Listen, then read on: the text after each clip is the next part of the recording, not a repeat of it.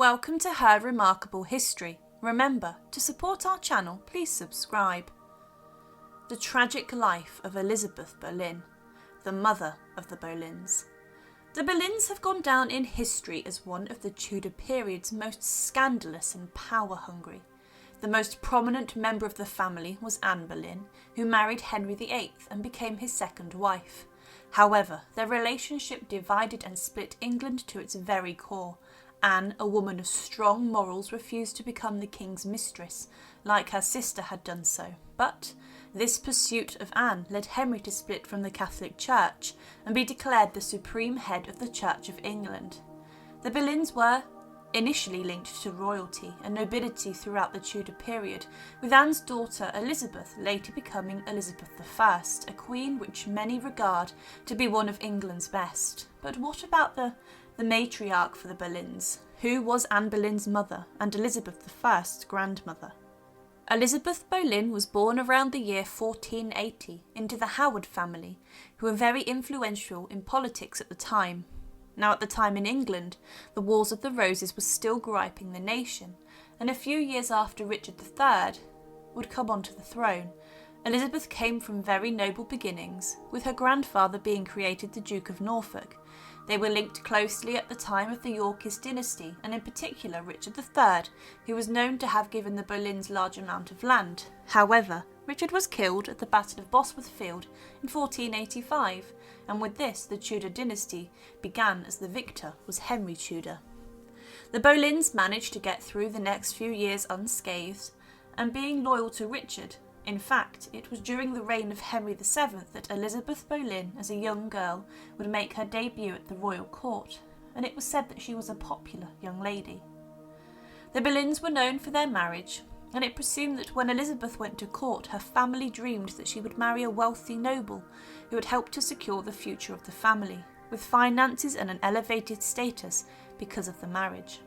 Soon after arriving at court, she married Thomas Boleyn, who himself was a young, ambitious courtier. Around the year 1498, Elizabeth had been a lady-in-waiting to Elizabeth of York up until her death. Over the next few years after marriage, Elizabeth and Thomas had a number of children, and it was said that Elizabeth was pregnant a number of times, but only 3 children lived to become adults. But all 3 of them would play prominent parts in the story of Tudor England. Mary Boleyn was the eldest child, born around 1499, and she would later become the mistress of King Henry VIII. George Boleyn was the middle child, who later would be executed alongside his little sister Anne Boleyn, who became the queen consort of Henry VIII. It's believed that Elizabeth Boleyn was very attractive, and after the death of Elizabeth of York and Henry VII, she remained at court serving as a lady-in-waiting to then Catherine of Aragon. Catherine had been married to Henry VII's eldest son, Prince Arthur, who tragically passed away. But then she was married to Henry's second son, the man who became the infamous Henry VIII. There were even rumours that Elizabeth Boleyn had been the mistress of the king at some point, and Henry's hunting ground for mistresses was usually the ladies of his wives. This was denied by Henry, but a few historians believe this could have occurred. But it is believed that most references to an Elizabeth as the king's mistress was to Elizabeth, Bessie Blount, whom the king had an illegitimate son with. Both of Elizabeth's daughters, Anne and Mary, were sent to France to serve as ladies-in-waiting to the French queen. However, Mary's reputation began to be negatively affected. She was referred to by the French king as "my English mare" and a great whore, the most infamous of all. With this, both Thomas Boleyn and Elizabeth began to look down upon their daughter and dislike the reputation she had carved for herself in France. Mary, later as mentioned, also became the mistress of King Henry VIII, and it's clear that Elizabeth did not like this sort of behaviour from her eldest. Mary was later married off in 1520 to William Carey, a gentleman of the Privy Chamber, and it's believed this marriage was an attempt to conceal the affair she had with the king, or to rehabilitate her reputation. Mary would later remarry to a commoner after the death of her husband, and did so without the permission of the Queen or her parents, and for this she was banished from court and cut off by the family. Both Anne and George Boleyn, it's believed, had much more positive bonds with their parents, and Elizabeth was in charge of their education from early on, and she was close with Anne in particular. She had taught her manners and a great degree of skills she would need to survive and flourish at court, including how to play good music and also dance well. Anne had grown up at Hever Castle, and here she was given a great start from court life by her mother. Elizabeth accompanied Anne at court during the time in which the king was trying to court Anne, and it's possible that her mother gave her some advice with regards to how to handle Henry.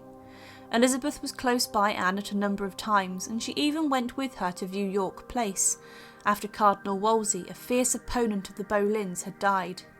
Within 4 years, Anne had become the Queen of England, with her mother close by her side, and when she was the consort, Elizabeth remained by her side also. It's believed that when Anne gave birth to a daughter, she could have named it after her mother, and the girl would grow up one day to become Queen Elizabeth I. It's clear that the royal couple valued the Boleyn family, and in 1534, Elizabeth gave the king a New Year's gift, and in return, he gave her a velvet case embroidered with the royal arms. However, the scandal that led to the execution of Anne Boleyn even led another one of Elizabeth's children to their death. Henry had begun to take another mistress, Jane Seymour, and he was infatuated with her. As Anne had failed to give him the male heir he greatly wanted, Henry began to look for a way out of his marriage to her. He set Thomas Cromwell to work, and Cromwell came up with an intricately spun web of lies and deceit aimed at Anne. She was accused of a number of charges: adultery, treason and incest. The charge of incest, it was alleged that Anne and George had shared a bed and had physical relationships despite being brother and sister. This is thought to have been false, and was started in a nature due to the closeness of the two siblings. The false charges eventually resulted in Henry getting his wish, the end of his second wife, so he could then marry Jane Seymour. Anne Boleyn was executed inside the walls of the Tower of London by a French swordsman on the 19th of May 1536. She died a horrible death, and one that should never have happened. Up until her final moments, Anne worried what would happen to her mother after her death, and it's clear the two had a very close bond. She was noted to have cried inside the tower and said, "O my mother, thou wilt die with sorrow," saying that Elizabeth would be so grief-stricken by Anne's execution that she was pass away. George, Anne's brother, was also executed. So Elizabeth now only had one living child, Mary, after the downfall of George and Anne. Elizabeth's husband Thomas and her noble brother Thomas Howard, the 3rd Duke of Norfolk, provided no help to Anne or George, and even were involved in the trial proceedings that found the two guilty and therefore sentenced them to death. Following the executions, Elizabeth and Thomas retired from court and went to their home of Hever Castle, and began to live a much more quieter life away from the drama of court. The Boleyns had truly fallen from grace. It's not known if suspicion did arise around Elizabeth, and whether she was questioned with regard to possibly being implicated in the accusations aimed at Anne. A number of her ladies-in-waiting testified against her, but it's unknown whether her mother was involved at all in the charges. Whilst at Hever Castle, for a number of years, Elizabeth lived a quiet life, but 2 years after the death of Anne and George, Elizabeth died. Her cause of death is unknown, but she had a miserable few years.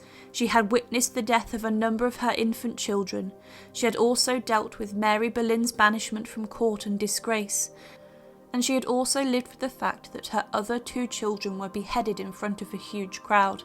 Her husband was also stripped of his titles and removed from court following the events, and her granddaughter Elizabeth was also declared illegitimate and barred from the throne. All of this made Elizabeth Boleyn, the once celebrated lady at court, a broken woman. Thomas Boleyn was accepted back to court briefly before he himself passed away. Elizabeth died at the age of around 57 on the 3rd of April 1538. She had lived a very interesting life, and a rather turbulent one. She ultimately is remembered for being the mother of Henry VIII's most famous wife, who met her end brutally inside the Tower of London, with her other child implicated in Anne's downfall. She was a woman who was devastated by Cromwell, who really masterminded the downfall of the whole family. Elizabeth was a captivating figure, and along with her daughters, she benefited greatly from the elevation of status her family got being linked to Henry VIII. She is considered the mother of the Boleyn family, and her legacy was continued with her granddaughter Elizabeth, who later became one of the best queens England has ever seen. Thank you for watching, and to support, please subscribe to Her Remarkable History. Thank you.